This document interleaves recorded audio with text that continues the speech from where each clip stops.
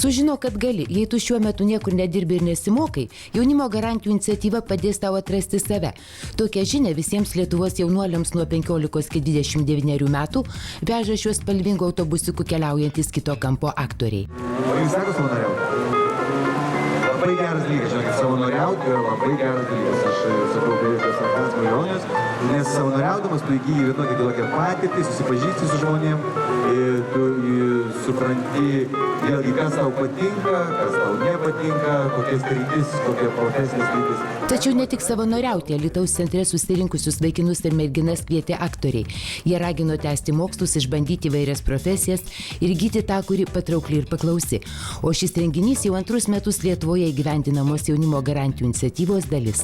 Iniciatyvos tikslas yra, kad kiekvienas jaunas, nedirbantis, nesimokantis ir mokymuose nedalyvaujantis jaunas žmogus iki 29 metų amžiaus per 4 mėnesius iš tikrųjų gautų gerą darbo, mokymosi, praktikos arba stažuotės pasiūlymą. Šių metų pabaigoje Lietuvoje startuos 2 didžiuliai projektai jaunimo garantijų. Ir šiuose projektuose iki 2020 metų planuojame, kad sudalyvaus mažiausiai 45 000 jaunų žmonių. Šiuose projektuose jauni žmonės turės krūvą galimybių tiek atrasti save, tiek išbandyti save, tiek atlikti praktiką įmonėje su techninio mentoriaus pagalba. Galės dalyvauti priemonėse kaip profesinis mokymas, įdarbinimas subsidijuojant, darbo įgūdžių įgyjimo rėmimas, neformaliu būdu įgyti taip darbdavių vertinamų socialinių kompetencijų. Naujas galimybės jaunimui pristatanti komanda jau buvo atriedėjusi Jonavą ir Druskininkus, Marijampolę ir Kėdainius iš viso 12 Lietuvos miestų. O Alytuje susipažinome su Viktorija Kulbekinaitė, kuri jau dalyvavo viename projekte skirtame nedirbantiems ir nesimokantiems jaunuoliams. Baigiau mokyklą, įstojau į darbo biržą, tada pasiūlė darbo biržoje projektą Pasitikėk savimi ir nuėjau. Kūrėm CV, žaidėm daug žaidimų susijusių su, kaip čia pasakyti, kad pasitikėtumėm vienas kitu, susiradau draugų.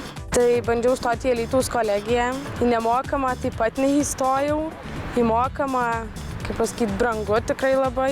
Viktorija yra viena iš projekto Pasitikėk savimi dalyvių, kuri lankėsi užsiėmimuose, dalyvavo visame cikle 3 mėnesių. Deja, per šį laikotarpį nepavyko jai rasti darbo vietų yra, tačiau jaunimo dažnai netenkina tiesiog atlyginimas, darbo sąlygos arba tiesiog nori dar atrasti save. Tačiau 20-metė mergina tiki, jis susiras darbą, užsidirbs pinigėlių ir tęs mokslus. Bet tai nebūtinai bus verslo vadyba, apie kurią svajojo anksčiau. Čia sužinojau, kad atsiveria dar naujų galimybių, daugiau projektų.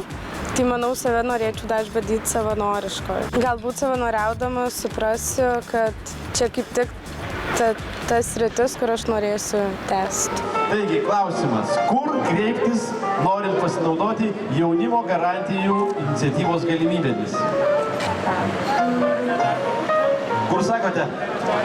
Teritorinė darbo birža. Teisingai. Taip. Sudėtingas klausimas, bet teisingas atsakymas.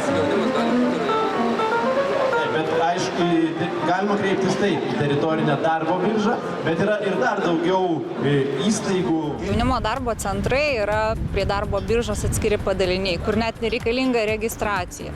Jūs visada tikrai labai laukiami ir visada sužinosit apie naujausias galimybės. Drąsiai, prašom, kviečiam, užeikit ir sužinosit, ką galit. Spalvingas jaunimo garantijų iniciatyvos autobusiukas artimiausių metų vėl leisis į kelią. Ir visur Radviliškyje, Kupiškyje, Anykščiuose ir kituose miestuose skelbs tą pačią žinią. Ir siekiama iš tiesų identifikuoti visus nedirbančius, nesimokančius jaunus žmonės ir padėti jiems įsikabinti į tą gyvenimą. Tikimasi, kad iki 2020 metų jaunimo garantijų iniciatyvoje dalyvaus apie 45 000 jaunų žmonių. Iniciatyvą įgyvendina teritorinės darbo biržos, jaunimo darbo centrai, jaunimo reikalų departamentas, atvirieji jaunimo centrai ir erdvės. Jie įgyvendinti iš ES fondų investicijų programos skirta apie 90 milijonų eurų.